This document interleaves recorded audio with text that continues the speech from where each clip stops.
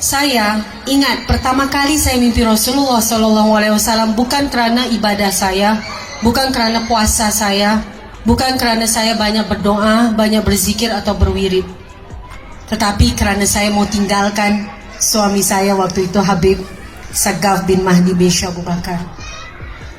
Habib itu bukan hanya suami tapi guru besar saya. Jadi kami tinggal di rumah yang sangat kecil, hanya 2 kamar. Anak saya waktu itu baru 3. Habib Muhammad saya masih nyusui, baru lahir. Di rumah itu penuh dengan murid-muridnya almarhum Habib dari Malaysia. Satu rumah muridnya ada 20 orang, lelaki dan perempuan. Mereka mondok di rumah kami yang kecil di Bintaro, Jakarta. Mereka ingin mendalami ilmu Tarekat Naqsyabandiyah wa Qadariyah.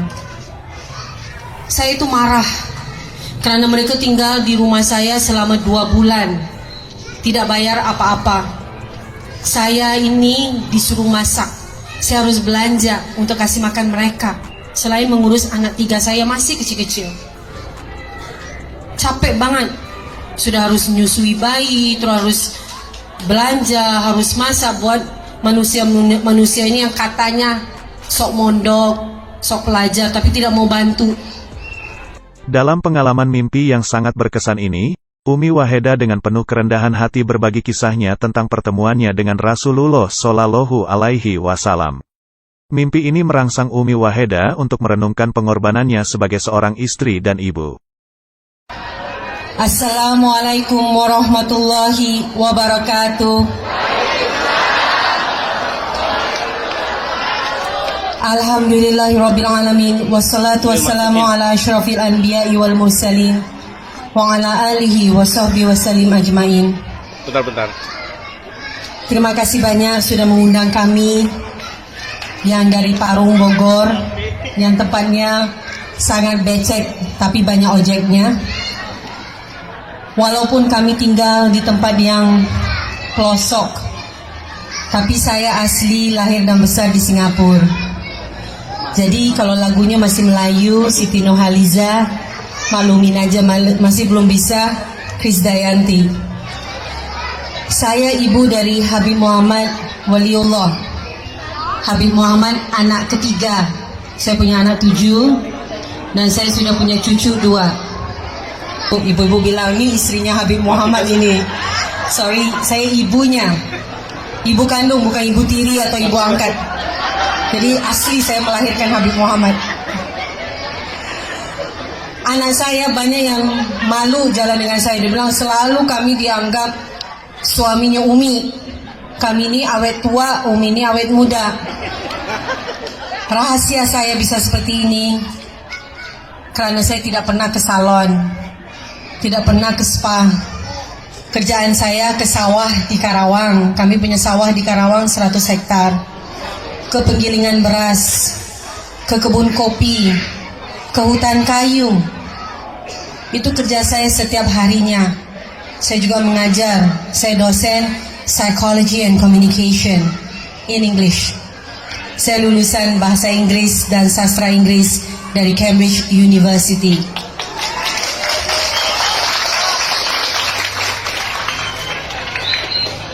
Jadi kalau ibu-ibu mau awet muda, mau cantik, luar dalam, namanya juga inner beauty. Gampang, taat sama suami. Itu aja. Kalau kita lihat topik dari bicara untuk Isra Mi'raj malam ini adalah sholat berjamaah. Saya tahu sholat berjamaah sulit bagi umat Islam, karena suaminya selalu pulangnya tengah malam, karena harus berbicara mencari nafkah. Kalau tidak diomelin istri, atau enggak dilempar sama piring. Jadi suami-suami takut pulang cepat, dikatakan enggak kerja. Saya menikah dengan Habib almarhum, ayahnya Habib Muhammad Waliullah, di usia 20 tahun. Saya selesai college di Singapura. Saya belajar dengan almarhum di usia 20 tahun, saya jadi istri Habib. Semenjak itu saya tinggalkan negeri saya Singapura, negeri yang sangat cantik, makmur, modern dan sejahtera. untuk mengabdi kepada suami dan juga suami guru besar saya. Saya ingat setiap kali kalau ada undangan ibu-ibu pengajian, saya senang sekali. Saya bilang selalu kepada ibu-ibu, kenapa sebenarnya usia saya tahu berapa? Saya itu 50 tahun. Yes, saya ini 50 tahun loh. Dan saya bangga. Kalau saya pergi kuliah, orang-orang pikir saya masih single. Memang single, suami kan udah meninggal. Habib meninggal 5 tahun yang lalu. Habib meninggalkan pesantren santri 23.000 gratis dari tempat tinggal, makan, kesehatan, dan pendidikan. Dengan hutang beras lebih dari 1 miliar. Saya tahu urus anak 7, menyusui, mandiin mereka, kasih makan. Saya nggak pernah tahu ngurus pondok. Pondok paling saya ngajar. Karena memang saya jagonya di bahasa Inggris. Saya juga kuliah psikologi di communication. Tapi sebelum Habib meninggal, Habib wasiat kepada saya, Wahid, kamu akan pegang pondok ini. Santri akan lebih dari 40.000 tetap gratis. Kamu mampu, Wahid. Dengan catatan, ingat ibu-ibu, dengan catatan, kejarlah akhirat, dunia akan mengejarmu. Itu yang saya ingin pesan. Di malam Isra Mi'raj, di mana Rasulullah SAW diperintahkan oleh Allah kepada kita untuk sholat, bukan 5 waktu tapi 50 waktu. Rasulullah SAW kasihan sama kita. Umatnya Rasulullah badannya kecil, lemah, malas. Sholat berjamaah masjid sudah di depan mata aja masih banyak alasan. Tadi Bapak Ketua Yayasan bilang, ada beberapa penduduk di sini katanya nggak dengar azan sholat. Padahal Bapak Ibu sangat beruntung tinggal di Indonesia, terutama di Karawang, masjid di depan rumah. Saya asli Singapura. Kita tahu di Singapura mayoritas orang-orang non-Muslim. Padahal kami pribumi, orang Melayu. Tetapi kami disingkirkan dari Singapura. Didatangkan orang-orang non-pribumi dari seluruh dunia. Supaya pribuminya habis, hilang. Masjid-masjid di Singapura dihancurkan, dirubuhkan. Katanya tidak ada jamaahnya. Katanya karena masjidnya buruk, tidak ada yang mau bangun masjid. Bapak Ibu, kalau tahu, kami umat Islam di Singapura itu gotong royong mau bangun masjid supaya masjid itu bagus, supaya tidak dirubuhkan oleh pemerintah. Tapi tetap aja mereka rubuhkan. Mereka bilang tidak ada jamaah. Padahal kalau sholat Jumat itu luber sampai kemana-mana. Di Singapura, azan itu bisik-bisik. Tidak boleh kita teriak-teriak di luar. Katanya mengganggu ketentraman orang banyak. Tetapi kami umat Islam tetap kuat. Di Indonesia, umat Islam terbanyak di dunia. Tetapi sholat berjamaahnya masih banyak alasan. Bapak Ibu kalau tahu sholat berjamaah itu 27 kali lipat pahalanya. Saya di rumah, saya punya anak laki-laki 4. Anak perempuan saya 3. Jadi kalau saya mau sholat berjamaah, saya panggil Habib Muhammad, tunggu sebentar, Umi masih ada tamu atau Umi masih ngajar, nanti kita sholat berjamaah. Saya bilang selalu di mana-mana itu makmum yang ikut imam. Tapi kalau saya, imam yang ikut makmum. Karena saya ibu. Dimanapun kita tahu, syurga di bawah telapak kaki ibu. Sehebatnya seorang laki-laki, tetap dia harus tunduk kepada seorang wanita, ibunya. Tetapi ketika seorang wanita menikah, syurga itu di bawah telapak kaki siapa ibu-ibu? Yes, syurga itu ke telapak kaki suami. Jadi ibu kalau tidak nurut sama suami, tidak taat dengan suami, tidak cium bau syurga. Saya sering ikut Habib ceramah di mana saja, sampai ke pelosok-pelosok, sampai ke desa-desa. Saya bawa anak bayi saya menyusui, saya ikut Habib. Jadi saya muridnya Habib benar-benar. 23 tahun saya menikah dengan Habib almarhum. Saya masih ingat Habib ceramah Isra Mi'raj. Rasulullah SAW dipertunjukkan neraka dan syurga. Singkat, di dalam neraka paling banyak itu adalah ibu-ibu. Kenapa? Kenapa paling banyak di neraka itu ibu-ibu? Padahal kita lihat ibu-ibu rapi, berjilbab. Kalau pengajian itu penuh ibu-ibu. Paling rajin pengajian itu ibu-ibu. Kalau ada arisan pasti ibu-ibu ada pengajiannya, ada ustadz. Belajar agama itu bagus sekali. Pergi umrah juga pasti banyak ibu-ibu. Tapi kenapa kita yang paling banyak di neraka? Kenapa? Karena berani sama suami. Saya ingat pertama kali saya mimpi Rasulullah SAW bukan karena ibadah saya, bukan karena puasa saya, bukan karena saya banyak berdoa, banyak berzikir atau berwirid, tetapi karena saya mau tinggalkan suami saya waktu itu, Habib Sagaf bin Mahdi bin Syekh Abu Bakar. Habib itu bukan hanya suami tapi guru besar saya. Jadi kami tinggal di rumah yang sangat kecil, hanya 2 kamar. Anak saya waktu itu baru 3. Habib Muhammad saya masih nyusui, baru lahir. Di rumah itu penuh dengan murid-muridnya almarhum Habib dari Malaysia. Satu rumah muridnya ada 20 orang, lelaki dan perempuan. Mereka mondok di rumah kami yang kecil di Bintaro, Jakarta. Mereka ingin mendalami ilmu Tarekat Naqsyabandiyah wa Qadariyah. Saya itu marah karena mereka tinggal di rumah saya selama 2 bulan, tidak bayar apa-apa. Saya ini disuruh masak, saya harus belanja untuk kasih makan mereka, selain mengurus anak 3 saya masih kecil-kecil. Capek banget, sudah harus menyusui bayi, terus harus belanja, harus masak buat manusia ini yang katanya sok mondok, sok pelajar, tapi tidak mau bantu. Bisa bayangkan nggak, saya secantik ini di usia 21 tahun harus masak untuk orang-orang itu. Belum lagi saya harus belanja, belum lagi saya harus ngurus anak-anak kecil. Saya marah sekali. Habis saya masak, mereka habis makan, saya cuci piring, saya masuk ke kamar, saya rapikan koper, saya mau kabur kembali ke Singapura. Waktu itu saya masih warga negara Singapura, sekarang saya sudah warga negara Indonesia. Saya marah dengan Habib karena bagi saya Habib itu menyia-nyiakan saya.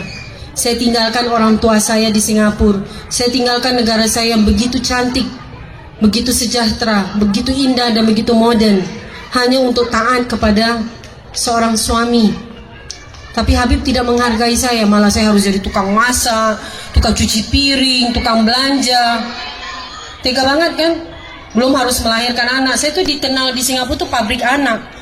Saya kalau ke Singapura tuh bawa 7 anak tuh deret-deret, lepas itu gendong lagi satu. Yang lain kecil bawa tas masing-masing. Itu setiap tahun saya kalau mudik pulang ke kota Singapura. Jadi habis bersihkan dapur, saya masuk ke kamar, saya beresin koper. Sambil beresin koper, Habib Muhammad nangis, minta susu. Habib Muhammad masih belum 1 tahun, masih menyusui. Akhirnya saya bilang, saya rapi, saya tutup koper saya. Habib tidak ada di rumah. Akhirnya saya baring, saya nyusui Habib Muhammad. Saya bilang, Habib Muhammad, ini susu terakhir. Umi mau kabur pulang ke Singapura. Umi tidak tahan tinggal di sini. Ini air susu terakhir, Habib, saya bilang. Saya nyusui Habib Muhammad, saya ketiduran. Jam 2 siang. Di dalam tidur siang saya itu saya mimpi Rasulullah. Rasulullah dengan wajah seganteng-gantengnya. Di usia 25 tahun. Matanya coklat bening. Rambutnya coklat pirang. Ikal. Rasulullah kurus. Masih muda, masih bujangan. Saya duduk berhadapan dengan Rasulullah SAW. Di dalam hati saya, Masya Allah, Rasulullah di depan saya. Rasulullah lihat saya, Rasulullah senyum. Rasulullah sedang makan roti Maryam, roti kering. Rasulullah sobek rotinya, Rasulullah kasihkan ke saya. Saya pegang roti itu, saya lihat Rasulullah. Saya bilang, tidak ada manusia seganteng ini. Saya nggak makan, saya hanya lihat aja Rasulullah. Rasulullah makan. Habis makan, Rasulullah SAW angkat jubahnya. Rasulullah usap tangannya Rasulullah di kakinya. Kaki Rasulullah kurus. Bulu kakinya juga warnanya coklat muda. Terus saya teringat, astagfirullah. Almarhum Habib Segaf punya kebiasaan habis makan. Makan apa saja, cuci tangan dengan sabun. Itu sunnahnya Rasul, kita makan dengan tangan. Makan duduk di lantai, itu semuanya sunnahnya Rasul. Almarhum Habib Segaf habis makan cuci tangan dengan sabun. Nanti diangkat sarungnya, gamisnya, sarungnya, dia usap kakinya di tangannya, di kakinya. Saya bilang dengan Habib, saya kan orang dari Singapura. Saya bilang, Habib, jorok. Saya kasih tisu, saya kasih serbet. Habib bilang, enggak Wahid, itu bid'ah. Bid'ah pertama itu serbet. Karena Rasulullah tidak pakai serbet. Saya bilang, Allah Habib ini alasan aja. Saya bilang, malas itu. Saya bilang, masa usap-usap ini basah-basah tangannya dengan ke kakinya. Saya bilang, Habib ketawa. Ternyata di dalam mimpi saya Rasulullah SAW melakukan hal yang sama. Berarti saya sangka buruk kan sama Habib, sama suami saya. Terus Rasulullah balik ke belakang, di situ tulisan dalam bahasa Arab, Fathil Makkah, pembukaan Makkah. Terus saya bangun, saya kaget. Habib almarhum langsung buka pintu, masuk ke dalam. Saya lihat Habib, saya bilang, Habib, apa benar saya mimpi Rasulullah? Saya orang seperti ini yang sholatnya hanya 5 kali sehari, puasanya hanya bulan Ramadan, tidak pernah sempat untuk puasa sunnah karena saya harus menyusui anak 7. Sholatnya juga selalu akhir-akhir waktu, yang penting saya bisa berjamaah dengan Habib.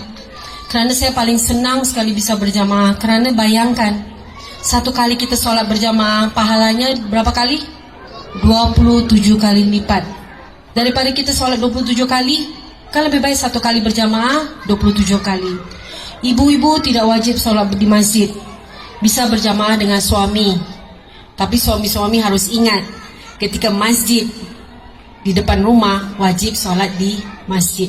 40 rumah yang mengelilingi masjid ini wajib sholat di masjid.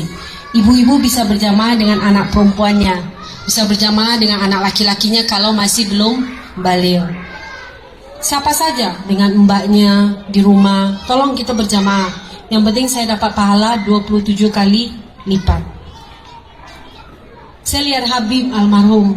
Saya bilang, Habib, saya mimpi Rasulullah. Apakah itu benar Rasulullah? Mana mungkin saya orang yang banyak dosa ini mimpi Rasulullah SAW. Habib bilang, dari mana kamu tahu itu Rasulullah? Saya bilang, di dalam hati saya bilang, ini Rasulullah, ini Nabi Muhammad. Oh, ketika kita mimpi Rasulullah SAW, 3 hal akan terjadi bahwa kita tahu itu adalah Rasulullah.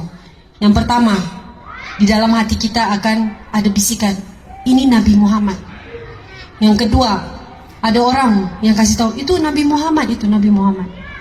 Atau yang ketiga, Nabi Muhammad sendiri akan bilang, Ana Rasulullah SAW. Jadi Habib bilang, benar, itulah Rasulullah SAW. Terus Habib tanya saya, apa yang kamu mau buat tadi sampai kamu mimpi Rasulullah? Kamu sholat apa bisa mimpi Rasulullah? Kan ada orang sholat hajat supaya mimpi Rasulullah, baca selawat yang banyak supaya mimpi Rasulullah. Saya bilang, saya mimpi Rasulullah SAW karena saya mau kabur dari Habib. Saya mau kabur dari Indonesia. Saya mau balik ke Singapura karena saya tidak tahan dijadikan babu. Capek tahu nggak? Sudah melahirkan, menyusui, bersihkan rumah, masak, nyuci. Habib ketawa. Habib bilang, karena pengorbanan itulah, karena kamu taat dengan suami, kamu mimpi Rasulullah SAW. Itulah pesan saya kepada ibu-ibu. Anyway, I go. Di mana saya pergi, saya selalu pesan kepada ibu-ibu, taat dengan suami. Alhamdulillah masih ada suami. Kalau sudah seperti saya, kita mau taat dengan siapa lagi? Dan dandanlah untuk suami, bukan untuk orang lain. Ibu-ibu perhatikan, ibu-ibu kalau di rumah pakaiannya daster. Benar nggak bapak-bapak? Saya dulu kuliah, saya sedang ambil kuliah S3 di UIN untuk Islamic Studies. Saya punya dosen itu tukang ngomel, bapak-bapak tapi tukang ngomel. Dia bilang, saya tuh punya istri. Jadi dengan anak-anak kami, murid-murid S3 itu dia bilang, dia curhat. Saya punya istri, paling senang sekali dandan untuk orang lain. Kami heran, dana untuk orang lain maksudnya apa? Iya, saya belikan dia baju. Pesan yang diambil dari mimpi ini adalah tentang keberanian dalam menjalani ketaatan kepada suami serta pentingnya nilai salat berjamaah. Umi Waheda mengakhiri ceritanya dengan pesan yang tulus kepada para ibu-ibu untuk selalu taat kepada suami dan menjalankan peran mereka dengan penuh pengabdian. Mimpi ini menjadi pengingat akan betapa besar peran seorang istri dalam keluarga serta pentingnya menjaga keharmonisan dalam rumah tangga.